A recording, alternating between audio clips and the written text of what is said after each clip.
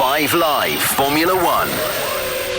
After a treacherous qualifying session, the grid is set for the Las Vegas Grand Prix, and it was the championship leader, Lando Norris, who took pole position. It was incredibly wet out on the track, which gave us plenty to enjoy and now plenty to discuss in our Checkered Flag podcast. It's Rosanna Tennant with you, joined by our lead commentator, Harry Benjamin, and racing driver Alice Powell. Harry, Lando Norris looked incredible out there, but my goodness me, the conditions were tricky to deal with, weren't they? Probably the toughest we've seen all year. I mean, the Las Vegas Strip circuit is already tricky when it's dry. You know, the cold temperatures, low grip nature of it, being a street circuit as well. Obviously, the walls are pretty close. But when you add the element of quite heavy rain, you know, we saw the extreme wet being used, the blue wall tyre. We never see that at any point really during a season. So it really was extreme and wet and wild, but in the end Lando Norris managed to ace it, 3 consecutive pole positions, and he just continues to go up and up a level and doing everything he needs to do to keep this championship charge all the way till, well, the first opportunity is Qatar, isn't it, to take it. But of course he's still got to seal a win in the race. We were all looking forward to the qualifying session. At the end of FP3, we were really G'd up for what was to come. But in the gap between that final practice session and qualifying, the rain started and then it got stronger and stronger, Alice. Lando Norris even said that he had a nap before qualifying and it was dry when he went to sleep. When he woke up, it was raining. It wasn't what he was expecting. So he wasn't totally prepared, I think, for a full wet qualifying session. Gosh, that's what we should have done. Had a nap between sessions. What a great idea. I mean, yeah. I don't think anyone was expecting the rain, and it wasn't really showing on. Well, it wasn't showing on our radars. They've got much better radars than we have, but it sounds like it was a bit of a surprise for him. And as Harry touched on, that it was such bad conditions out there. And I know these are some of the best drivers in the world, but I am surprised at how well everybody did with staying on track. Okay, there was a few incidents. Lots of people were locking up and going straight on. But I think it was only really Albon that had an accident into the wall. So well done to them. Yeah, masterful from all of them, I have to say. Lando Norris topped the second practice session, but the practice sessions didn't give much away. And coming into this weekend, we weren't sure where McLaren would be. Okay, they've sealed the Constructors' Championship. Lando Norris is leading the Drivers' Championship. But when it comes to this track in particular, it's one they've struggled at before. So was the rain, in fact, a bit of a leveller this evening, Harry? Well, they often say it is, don't they? And the best drivers thrive, the most talented drivers thrive when it comes to these kind of conditions. They were 19th and 20th after FP3, weren't they? So we really haven't been able to get a read on the competitive order truly. And even after qualifying, you know, yes, it's a kind of mixed up grid because, you know, you look right at the back and you've got, okay, like one Red Bull, that we more often than not see that, but you've got a Ferrari back there, you've got a Mercedes back there as well, right at the back, and you've got them also right at the front too. So I think it is a leveller. Look, after the last Las Vegas Grand Prix a year ago, McLaren didn't have the best of races, neither the year before, but Lando Norris was talking about, I think in the build-up to this weekend, about how even during that race, they were still learning throughout the course of the race. And by the final stint, they felt like they got the car in a window, that they could actually master the conditions to grain the tyres less, which was a big issue that Lando Norris was facing with. So I think they actually did a lot of learning about this track last year. So maybe we were all just being a bit naive and writing them off because Mercedes was so good and they had a bit of a history with the low temperatures, and that's why we were expecting them to be so strong and not so much McLaren. The other factor is it's very low grip. It was driving like ice, and that is something that Lando Norris thrives upon no matter where you go to a circuit. So I think all of those factors coming together with the rain made for Lando Norris sealing pole position. Not inevitable, but quite assured. You're right. He was so coy in the press conference, wasn't he? He didn't want to tell us, did he? Yeah. He was like, I was trying various things during the race last year. And people were like, oh, what were they? And he was like, I'm not going to tell you. But maybe it stood him in good stead. Perhaps not in preparation for a wet qualifying session, but maybe it will come good as well in the race tomorrow as well. I spoke to Lando Norris a little earlier on. Of course, he's made it 3 pole positions on the bounce. Now the big question is, can he convert it into 3 victories on the bounce? He's in the form of his life just when it counts. But in these treacherous conditions, I wanted to know if he was able to enjoy it out there as well. No, I hated them. That's just the truth. Didn't like it out there. Didn't have fun. But life's tough sometimes. I still got to drive a Formula One car around Vegas, so it was still cool. But I mean, it was. Yeah, I wish you could give the experience to people on the outside. How difficult it is. Every single corner, pretty much, every lap, you kind of think you're going to crash, you're going to go off, and it's about to end. So I guess it's more rewarding post-qualifying, especially when it went the way it did for me. When I end up on top, it feels more rewarding because it was so difficult. It's the same for everyone, so it's a challenge, certainly a challenge out there today. But I made the most of it, so I'm very happy. It's turning into a little bit of the Lando show. Are you ready for everything that's coming your way over the next couple of weeks? I'm just doing what I can. I feel like I'm working hard away from the track. I'm spending a lot of time with my team, and it's part of it, right? Everything we learned this year, you try and take on board, and you try to help yourself improve as a team, and also for me as a driver. So I know there's a lot of pressure, there's a lot of talk, all of those things, but at the same time, I just got to go out and be myself, go out and do what I know I can do, right? And that's it. So there's going to be plenty more challenges. This is everyone says, only 3 races to go. It's still a hell of a long way to go when you're in the position that I'm in. So job done for today, but I got another one tomorrow. Well done. That was Lando Norris, who took pole position here in Las Vegas. He's leading the championship. He's got a 24-point lead over his teammate Oscar Piastri. And he seems like he's in great spirits, super relaxed coming into this weekend. And when he was talking to me in the pen as well, he gave off great vibes. He's not a man under pressure, it seems, Alice. I mean, trust me, he is. The pressure to get your first world championship when you've obviously got new regulations coming in next season. Who knows if McLaren are going to be strong, but I think his mindset is perfect at the moment. We've seen a change from the middle of the season. I believe that he's changed his psychologist or the mental coach, mind coach, whatever you want to call it, who he's been working with, and it seems to be working very well. And yeah, he just seems happy. And usually if a racing driver is happy, that means that they're going to go well majority of the time, and he just seems to be probably in the form of his life at the moment. Yeah, peaking when it matters. And alongside him on the grid will be Max Verstappen, of course, still in contention for the world title, trying to make it 5 in a row, but he's got a lot of work to do, Harry. 49 points adrift now. But starting on the front row is a short run down to turn 1. It's going to be spicy, isn't it, between Norris and Verstappen? I think so. I think it's about 112 metres to from pole. Just about that. Just about that. Just off the top of my head, 112 metres from pole to the turn 1 braking zone. Pluck that out of thin air. So we've seen, though, carnage there before from up and down the grid, and Max Verstappen likes to get his elbows out regardless of who is alongside him, and we've seen Lando Norris going toe-to-toe with Max Verstappen before and actually not coming off that great. So it's going to be really interesting to see that development side of Norris in his wheel-to-wheel racecraft with Max Verstappen at a proper clinch moment. Yes, he's got the advantage when it comes to points, but he's raced against Max Verstappen before. I think most memories go back to Austin last year, Mexico last year, where we had all the driver guidelines, things rearing its head. And Max Verstappen knows exactly how to drive a car in the sort of grey zone of the FIA regulations.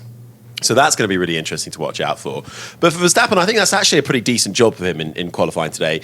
Started off really strong, but and I think he might well mention it, but they looked to be a little bit more competitive in the early part of qualifying when it was using the sort of full extreme wet, as opposed to when we finally got onto the intermediate tyres by the time we got to Q3. But even so, I think he's put himself in a really strong position. I think he's very much in contention for the race win, depending on how the first lap goes. 9 points, Lando Norris must outscore Max Verstappen by. If he does that, Max Verstappen is eliminated from the championship. Were you surprised to see Max Verstappen right up there? Because, Alice, I was a bit bold and said in our predictions that I thought he was going to get pole and the win, but it didn't seem like he was totally at one with the car in that final part of quali, as Harry said. I said Antonelli, didn't I? And that feels so long ago, I can't remember what I said. Am I surprised about Max Verstappen? I don't think we should ever be surprised by Max Verstappen because he does pretty impressive things, even if he hasn't got the best car on the grid, he still manages to pull out a result, and these are his kind of conditions as well. Even Sao Paulo last year, where he came from 17th on the grid and in tricky conditions, he just seems to thrive in anything. And I agree with Harry, didn't really seem to have the pace on the intermediate, but still I think he did a great job, and he's a driver, Kate, so he hasn't got anything to lose. I think it's going to be tough for him to get the championship, and he knows that. He's quite realistic, is Max, so technically he hasn't got anything to lose, so I wouldn't be surprised if he does get a good start, taking a risk going down the inside of Lando Norris. Yeah, and I think he's already concerned about how much grip will be on the side of the track that he's starting from in P2. And I think he's also a little bit concerned about his pace in the dry. He was sort of happy with the balance during the practice sessions in the FP1s and the FP2s, but I don't know if it's going to be good enough. So even if he can get ahead, who knows, maybe we'll have another battle for the lead. Let's hear what Verstappen had to say then after that qualifying session, putting his Red Bull on the front row alongside Norris. I mean, it was super slippery, like driving on ice. Probably the combination of also, being cold. Anyway, the tarmac has low grip. We have to run low downforce around here. So all of that, of course, doesn't help. It was tricky, but I was surprised there were not too many red flags or yellow flag. It was quite straightforward. So that was positive, but it was all about just trying to keep it clean, trying to get the execution right with the run order and traffic, and we did well. I mean, Q1, Q2, all good. We struggled probably a little bit more in the intermediate, but I think nevertheless, we're never really, in Q3 at least, we were never really in that fight for pole, but that's why I think second is good. You were happy with the car balance during the practice sessions yesterday. Can you carry that forward into the race tomorrow and be comfortable in the car in the race conditions? I was happy considering. I mean, there's still things that I want to improve, but it's not something that is so easily done because we were struggling with that already the whole season. But you have to be happy considering what you have, and that was okay yesterday, but I'm not sure, of course, if that's going to be enough for tomorrow. But at the same time, no one has really driven the tyre that will be run tomorrow. So, it's a bit of a question mark, I guess, for everyone. That was Max Verstappen having a chat with me a little earlier on, and I was really interested when he got out of the car and spoke to James Hinchcliffe in Parc Fermé that he said the visibility was so difficult to deal with out there on the track this evening that you actually needed to be behind the car up to about 8 seconds so that you could have clear visibility of what you were up to out there. It was so difficult to see what was going on, and as you were saying, the cars were getting dirty. There was so much to deal with, and you've got all those lights out in Vegas as a bit of a distraction as well in the rain. Yeah, those early parts of the session, it was actually hard to spot when you had a group of them going down the Las Vegas Strip to spot the car. They don't have headlights; they've only got rain lights, and it's difficult. And for the drivers, that's your focus point. You're like, right, okay, where am I? I can see there's a car in front of me. That's rain light, and then you're kind of looking out for markers, or if you're on the Las Vegas Strip, maybe you could be like, okay, I've just gone past the Paris. That probably means I'm 600 metres away from my first braking zone. But no, tricky conditions, which is why I mentioned that I think the drivers did a brilliant job by keeping it on the road and avoiding the walls and each other. There were also a lot of panel lights to deal with. There were yellow flags galore. I was thinking if you were playing bingo at home and you had yellow flag, you were going to be well oiled by the end of that qualifying session. I mean, it was challenging in the dry, but it was a different track today for them because even into the braking zone, they were braking so early, and it looked a little bit pathetic almost at times. And there was one part, I can't remember what part of qualifying, it must have been Q1, where Ollie Behrman went off and just aquaplaned off and locked up, no control over it. And it's almost just a crash happening in slow motion. And he put both of his hands up in the cockpit, but not sort of in preparation for the contact. But it was almost as if I'm a passenger. I'm a passenger. I can't do anything, and I am going to pathetically hit this wall at a fairly low pace because he nudged the wall enough, I think, to break a little bit the front wing, but it sort of shoved him back out, and he got going again. But that kind of highlights just how up to the elements they were, because at the end of the day, with the painted lines on the track, it really was a make or breaker for who is the cream of the crop in Formula One and who isn't. It almost looked like a slow-mo replay, didn't it? Actually, a couple of times they cut to the cars out on track and I thought, have they got a problem? They're going really slow around that corner. And then you realise, actually, they're just trying to navigate the puddles. Well, we were on board. I can't remember, again, what point of the session it was. I think it was Q2. And we were on board with Lando and Max. And in fifth gear, out of some of the corners, they were wheel spinning. So that just shows, if you're wheel spinning in fifth gear, there's 8 gears on a Formula One car, then... wow, there is a serious lack of grip. They really earned their money out there tonight, didn't they? And then in P3, behind Lando Norris and Max Verstappen, might come as a bit of a surprise, is Carlos Sainz in the Williams. They came into the weekend thinking this track would suit them on paper, but I think that was more in dry conditions. Amazing to finish P3. Obviously, big question mark as to whether he can stay there, but what a result for Sainz. Who would have thought that when he waved goodbye to Ferrari and kind of gambled his whole career on moving to Williams? Well, I don't think he had a choice, did he? When it came to that. I actually saw a clip on social media. He was at the fan zone, the Williams fan zone, asking questions, which is actually opposite our hotel, I think. And we walked past it a couple of times. Somebody asked him, do you quite enjoy the fact that you're still the last driver to win for Ferrari? And he did say yes, but he also, he wishes everybody all the best and all the PR that comes with it.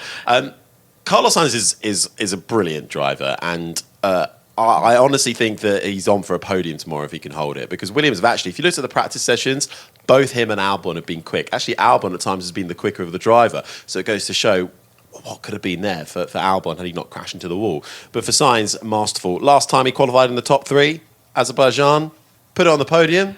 Could it be another one? And similar track here, Baku to Vegas, right? Yeah, it's stop, start, get the car rotated, get on the throttle, get the car rotated on the throttle. There's longer straights here. With that strip is 1.92 kilometres long. And I think that's a thing to note for Norris and Verstappen tomorrow, is the toe is really important. We saw how much of an effect it had in the free practice sessions. Okay, they couldn't do it in qualifying because of the visibility, but Max just needs to try and hang on to them. And we know that the Williams can be quite slippery in a straight line. So potentially Carlos Sainz can have a bit of fun with that. Who knows? Maybe we'll have a Williams leading at some point tomorrow in the early stages. Wouldn't that be great? Well, he's got nothing to lose, has he? I mean, Williams are in a great position in the constructors.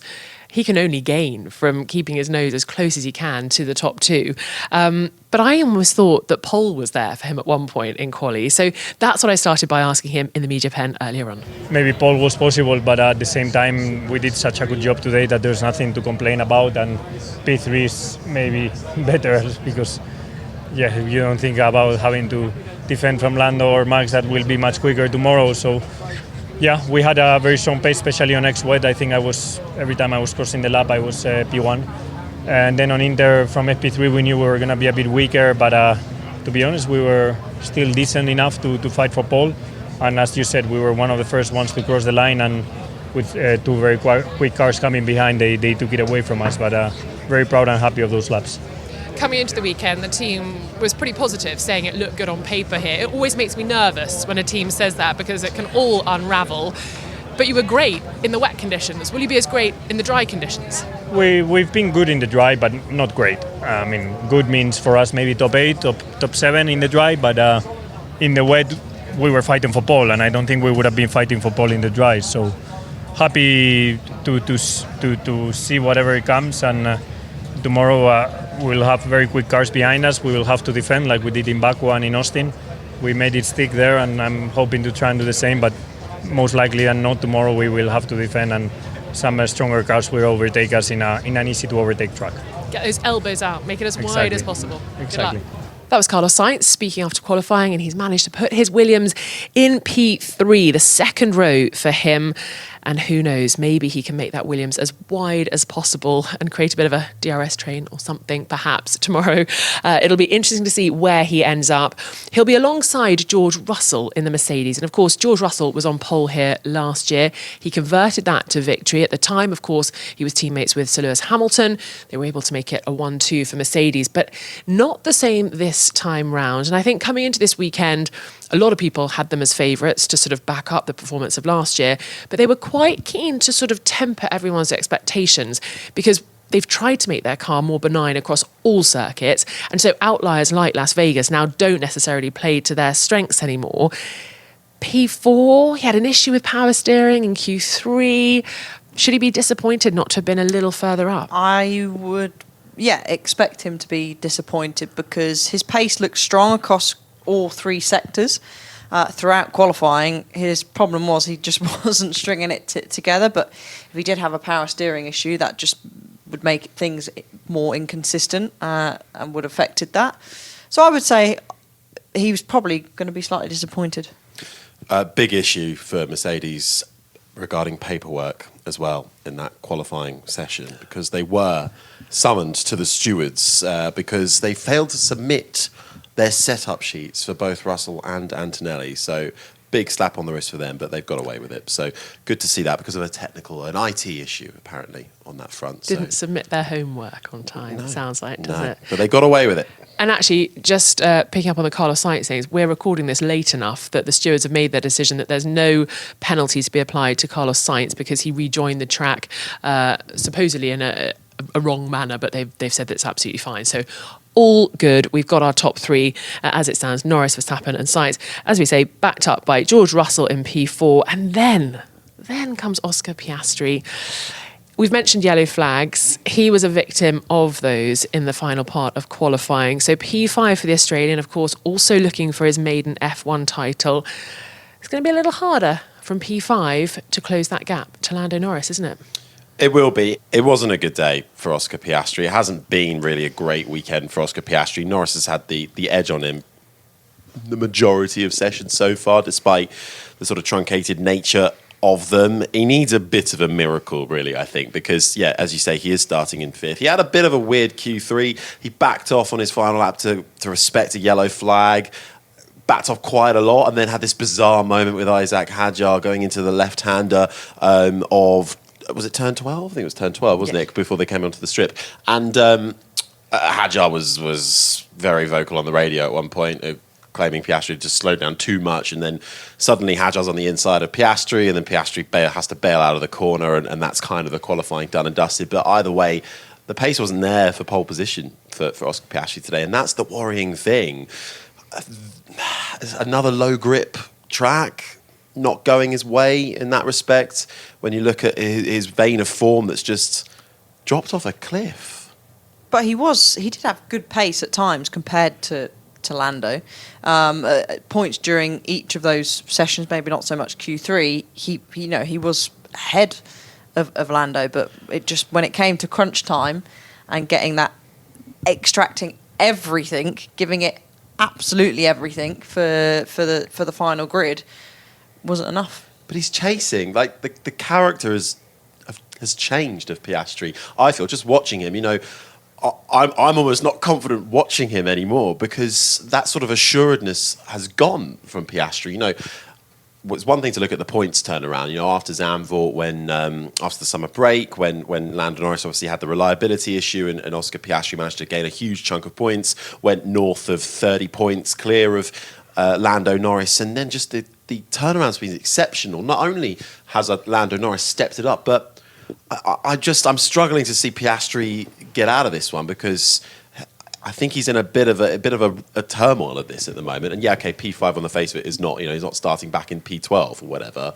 But for a man that looked like he kind of had one hand on the championship trophy for the majority of this season, there's going to be some huge question marks asked about Piastri and the way he's going to finish this season, both from within himself, but also from the team around him as well. Yeah, so a frustrating session for the Australian driver. I had a chat with him earlier on. Let's hear what he had to say. Yeah, we were pretty tight to the flag initially, and then had to make a few switch changes and made slightly the wrong one, and then had a yellow flag. So all of that didn't matter in the end, but it is what it is. Tried to do what we thought was the right thing in terms of sequencing and doing cool-down laps and stuff, but it's impossible to plan for a yellow flag in front of you. So it's a shame. I felt like we had really good pace in that session, especially Q3. Felt like everything was coming together nicely and unravelled through no fault of our own. You didn't mention impeding there. You don't feel like you were impeded on that last flight? It was a yellow flag, so I had to abort my lap. And in these conditions, maybe I could have kept pushing, but it's impossible to know how much time to give up, and it's just incredibly difficult to manage. So unfortunately couldn't do much with that. How much are all these moments testing your patience? Quite a bit. I mean, it's difficult, obviously, when things are out of your control. There's been quite a lot of things that have gone wrong in my control, so it's certainly not painting a tale of woe is me, but the last couple of weekends with the penalty and now this, it's frustrating, but you can't do anything about it. So Oscar Piastri will start from P5. Some good performances from Liam Lawson behind him, Fernando Alonso in the Aston Martin P7, and Isaac Hadjar P8. Then came the first Ferrari of Charles Leclerc, P9 for him. He was really struggling to convey what had happened during that qualifying session. He said it's so unpredictable, the car at the moment. So he's in the top 10, but his teammate Sir Lewis Hamilton, he's going to start from dead last, P20 for Lewis. He was having such trouble turning the tyres on, and I think also struggling with the front brakes glazing as well. Alice, tell me a little bit about what that really means and what the driver then has to cope with and deal with out there. Yeah, the glazing can be caused by several issues, but I would expect this one is probably from just getting them too hot, just trying to generate that tyre temperature, and then when you don't have that feeling on the brake, it basically feels like you haven't got the pedal, you haven't got the brakes there when your front brakes are glazed. So not a nice feeling, not what you need when you've got really heavy braking zones here in Vegas, and particularly when you're on probably the most slippiest surface they've raced on all year. But yeah, he said, didn't he, that he was just struggling to fire the tyres up. And remember, the track temperatures here are 11 degrees and air temperature is the same. It's so cold. So if you can't fire up the tyres, if you can't generate that tyre temperature, it is going to feel like it's driving on ice. And clearly Lewis had that feeling. But I find it so hard to believe the situation, Harry. This is Lewis Hamilton, 7-time world champion, a master in the wet. We've seen incredible performances from him in wet conditions before, and he can't do it. What's happened? I think there's a bunch of things going on that just aren't clicking for him right now, particularly in that session. There's obviously glazing, and then not understanding the tyres. But also it was a bit messy because he crossed the line with enough time to do another lap. But then it sounds like he got a red light on his steering wheel, so he thought he'd missed the final chance to do a final lap, and so started backing off before being told, no, you have got the chance to do one. So lost a bit of time there, bit messy into a session. He collected the bollard at the turn 14-16 complex, which then got lodged under his front wing. So it just wasn't going his way. Add to that all the other issues that Alice has just spoken about, and he ends up being the first Ferrari driver to qualify last in a Grand Prix since Giancarlo Fisichella in 2009. You can move forward here in Vegas. Overtaking is possible. He proved that last year, moving from P10 right up to P2. Obviously a different car. He was in the Mercedes then. It's going to be dry tomorrow, we think, although we thought it was going to be dry in qualifying and it wasn't. But can he move forward? Has he got a card beneath him that he's confident enough to make big moves with? I mean, Ferrari's dry pace looked okay in free practice 1 and free practice 2. But I just never know with Ferrari at the moment. As Leclerc said, it just seems a bit unpredictable at the moment. So they could have had a good car in the first 2 free practice sessions and then turn up for the Grand Prix tomorrow. And no one's really done any long running. So they're kind of all a little bit like, well, we don't really know where we are. And yeah, that's not great for Lewis Hamilton if he needs to try and make his way forward. It might actually be quite tricky because he's got Yuki Tsunoda ahead of him, and yeah, okay, Tsunoda's, we know what his season is going like, but he's actually looked a little quicker than of late across the dry practice sessions. Kimi Antonelli is down there in 17th in the Mercedes. He's quicker than that, is Antonelli. Alex Albon is down in 16th. He's quicker than that. So they're all going to be trying to rile their way up the order along with Hamilton. So I think it's going to be a tougher ask for Hamilton. They're almost going to have to work together to try and pick off, the slower guys that have ended up in the higher ends of the midfield. So might be a long 50 laps for Hamilton tomorrow. Oh, when you guys are calling the start, you're going to have your eyes all over the grid, because it's going to be interesting to see how those back markers really approach that first part of the race, because all could be won and lost. And I think do we think strategy might play into it then? Can you be bold and clever if you're starting so far back, do something different? Yeah, you could opt to go, okay, I know it's going to be a bit messy for the first few laps. I can opt to have a longer first stint. We've seen that happen before for people starting lower down the field. But it's unpredictable here. We weren't expecting any rain for qualifying, and then it rained. So who knows, maybe we'll have a wet race tomorrow. Good chance of a safety car as well, and that can really throw the cat amongst the pigeons. We've seen that before, the first race and the second race here at Vegas. Suddenly, if you're in the right place at the right time, you can catapult up half the grid and find yourself in a really good points-paying position. So that will be something to watch out for tomorrow. I'll look at the front, Alice. You look at the back tomorrow. Does that sound all right? Yeah, go for it. Sweet. Why not? I'll look at the sky to just check whether it's raining. I'll be your weather girl. Stand you out in the pit bits lane. of rain falling on your hair? Yeah. I love that during our commentary. Any bits of rain on your head, Rosanna? A few drops here or there, Harry. Well, I think it's going to be an interesting Grand Prix. Can I get your predictions for the race win, or maybe even the podium if you can be so bold to go that far down the order? I'll let you go first, Harry. I'm going to go with my heart because I want this championship to be won in Abu Dhabi. So I'm going to go for Verstappen winning, Carlos Sainz in second, and I'm going to go for Oscar Piastri third, only because I want this to go to the wire. Well, if it pays off, why not? Go for it, yeah. I'm juggling between a Max win or a Lando win, but I'm going to probably say the past few results. Lando Norris will get the first time ever he'll win 3 races in a row, and then I'm going to go for Max and then Russell. Ooh, Carlos Sainz just sinking like a stone. No, I would love him to, but I think that the Mercedes looked better in the first couple of free practice sessions than the Williams. What about you, RT? I was going to say, you're going to ask me. I'm going to go for Max Verstappen win, Lando Norris P2, and your George Russell P3. I don't think, does that keep the championship alive? Have I just quashed it? For Max, but Look, I think I've It's gonna be probably gone tough. for the most positive top 3 to keep the championship alive. Yeah, okay, well. you've gone on hope, haven't you? If we don't have hope, Alice, what do we have?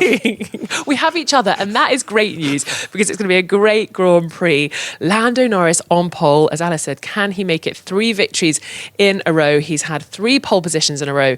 Let's see what he can do tomorrow with Max Verstappen alongside him. Harry, Alice, thanks so much for helping me review that qualifying session. I'm looking forward to the Grand Prix. This has been an IMG production for BBC Radio 5 Live.